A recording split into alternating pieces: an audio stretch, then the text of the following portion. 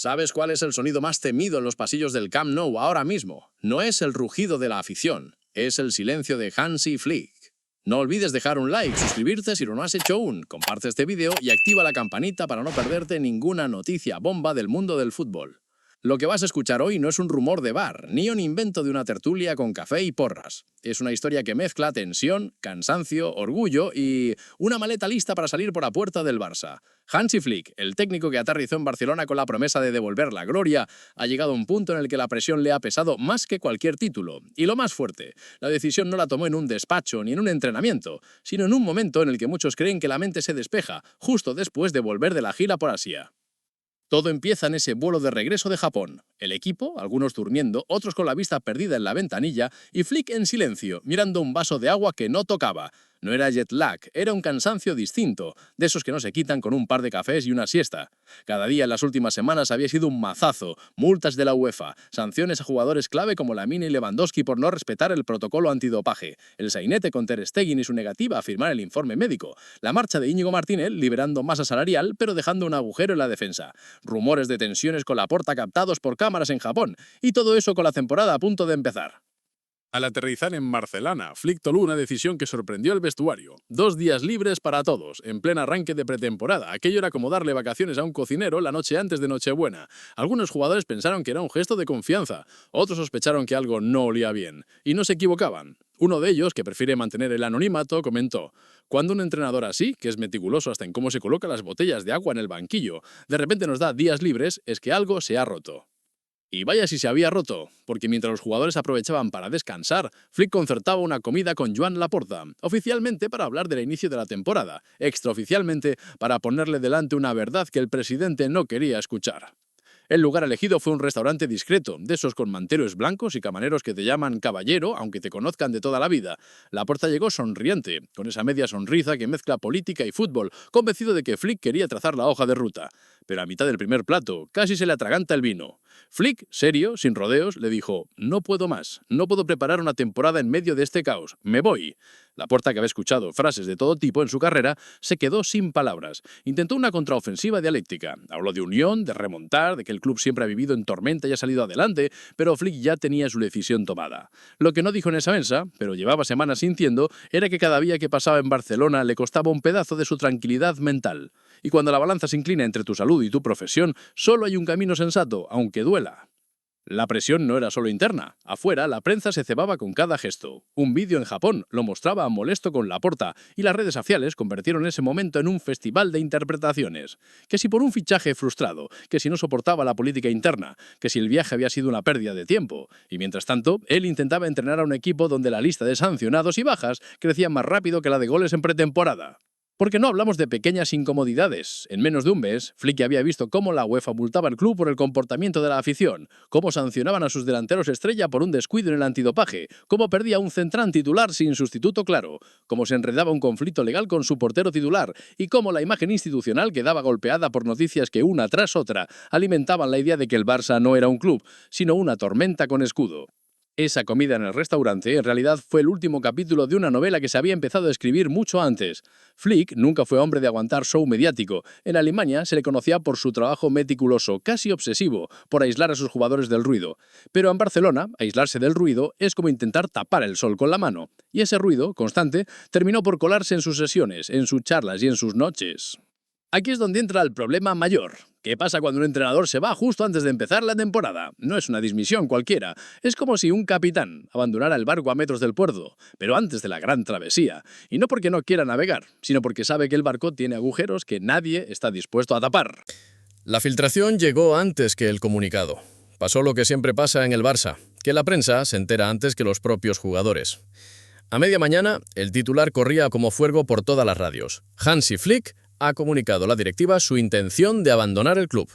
No había comunicado oficial, no había foto de despedida, no había palabras de agradecimiento, solo filtraciones y voces anónimas cercanas al vestuario confirmando que la decisión era firme.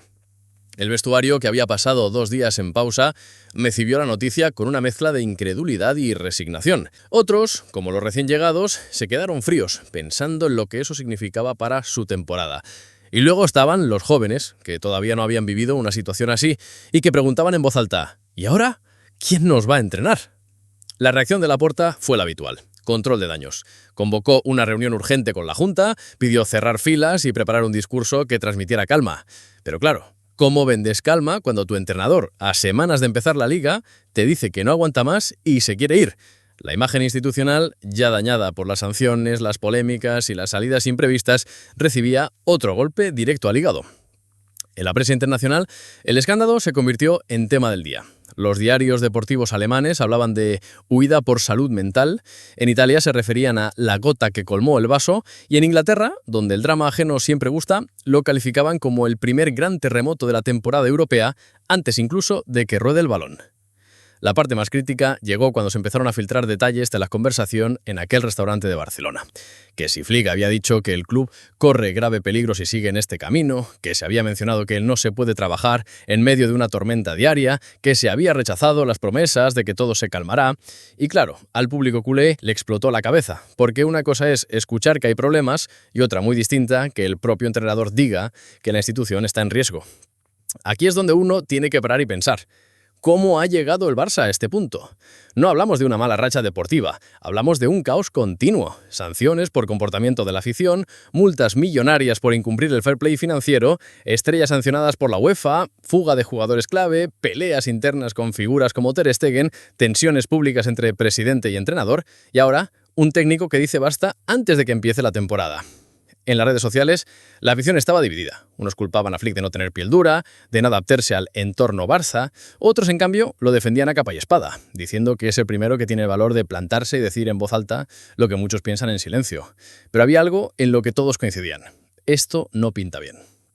El momento más simbólico llegó esa tarde, cuando Flick se presentó en la ciudad deportiva, no para dirigir un entrenamiento, sino para recoger unos papeles y saludar a algunos miembros del cuerpo técnico.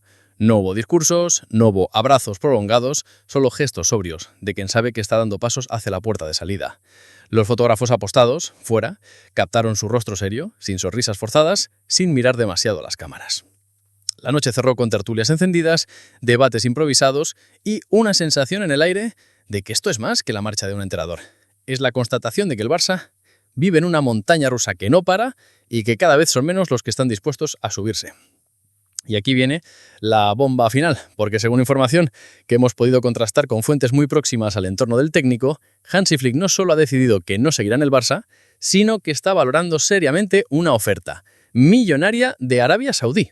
Sí, el mismo mercado que se ha llevado a las tareas europeas en los últimos años podría ser el destino del alemán.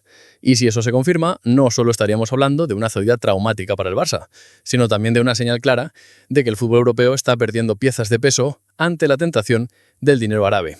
Así que, con todo lo que está pasando, la pregunta es, ¿quién será el valiente que se siente en ese banquillo ahora? Y sobre todo, ¿cuánto tiempo aguantará antes de sentir el mismo peso que ha hecho a Flick, es decir, hasta aquí? La renuncia de Flick, aunque aún no se haya estampado en un comunicado oficial, ya ha encendido la maquinaria de rumores. Porque en un club como el Barça, cuando una silla queda vacía, no pasa ni un día antes de que se empiecen a barajar candidatos. Y esta vez no ha sido la excepción. El nombre que más fuerte suena es el de Mikel Arteta, el técnico del Arsenal que la temporada pasada eliminó al Real Madrid en Champions y dejó medio Santiago Bernabéu masticando rabia durante semanas. Está en una posición curiosa. Por un lado, tiene contrato con los Gunners y un proyecto sólido en la Premier. Por otro, sabe que pocas veces en la vida se presenta la oportunidad de entrenar a un club como el Barcelona, con todo lo que eso implica. Y lo más importante, él mismo ha dejado caer en conversaciones privadas que se siente preparado para dar ese salto. Desde la directiva culé, la idea no disgusta. Laporta y su entorno creen que Arteta tiene un perfil moderno, con experiencia en la élite y además con un vínculo sentimental con el Barça, al haber salido de la Masía. Un discurso fácil de vender a la afición. Recuperamos a uno de los nuestros para liderar el nuevo ciclo. Ya te imagino. El cartel de la presentación. Una foto de Arteta de joven de la cantera y otra levantando una pizarra táctica en el Camp Nou. Pero ojo, que la operación no es sencilla. El Arsenal no lo va a dejar marchar por las Vienas y en Londres no están precisamente encantados con la idea de perder a su entrenador estrella justo cuando el equipo parece más competitivo que nunca. Habría que negociar, pagar y eso, con las arcas del Barça ya sabemos que es otro capítulo de novela negra. La pregunta es, ¿vale la pena hipotecar otro pedazo de presupuesto por un entrenador que, aunque talentoso, todavía no ha ganado la Champions? Mientras tanto, otros nombres empiezan a colarse en las tertulias. Xavi Hernández para un regreso que algunos ven romántico y otros ven como una recaída. O Rafa Márquez, actual técnico del filial, que podría dar el salto de forma interina, o incluso un perfil internacional como Thomas Tuchel, siempre dispuesto a escuchar ofertas si el proyecto le seduce y el cheque es grande. La diferencia es que Arteta, por estilo y pasado, encaja mejor en el reto que el club quiere vender. Y aquí es donde volvemos al problema de fondo. El Barça no solo necesita un entrenador, necesita un salvavidas, porque quien se siente en ese banquillo no se encontrará un equipo en paz, si en una plantilla golpeada por sanciones, por tensiones internas y por la sensación de que cada semana va a ser un capítulo nuevo de un culebrón infinito.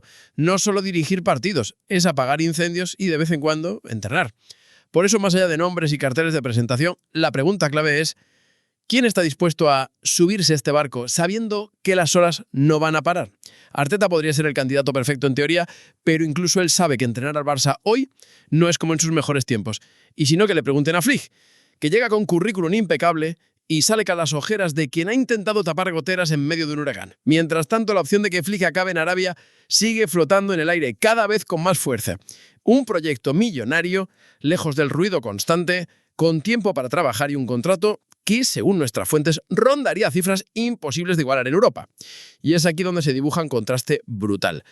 Mientras en Barcelona se pelean por convencer a un sustituto para que acepte el reto, en Arabia abren la chequera para llevarse al hombre que ha decidido que su paz mental vale más que cualquier banquillo de Europa. Así que entre rumores de Arteta, llamadas discretas a otros técnicos y el fantasma de Flick rumbo a Oriente Medio, el Barça se enfrenta a otro verano eterno. Uno de esos veranos en los que el césped es lo de menos y donde la verdadera batalla se libra en los despachos, los teléfonos y las salas de reuniones. Y lo peor de todo para el aficionado culé es que el balón todavía no ha empezado a rodar y ya sienten que la temporada llega torcida. Si quieres descubrir qué hay detrás de esa posible aventura de Flick en Arabia y cómo la decisión final podría cambiar el mercado europeo, quédate, porque eso te lo contamos en el próximo vídeo.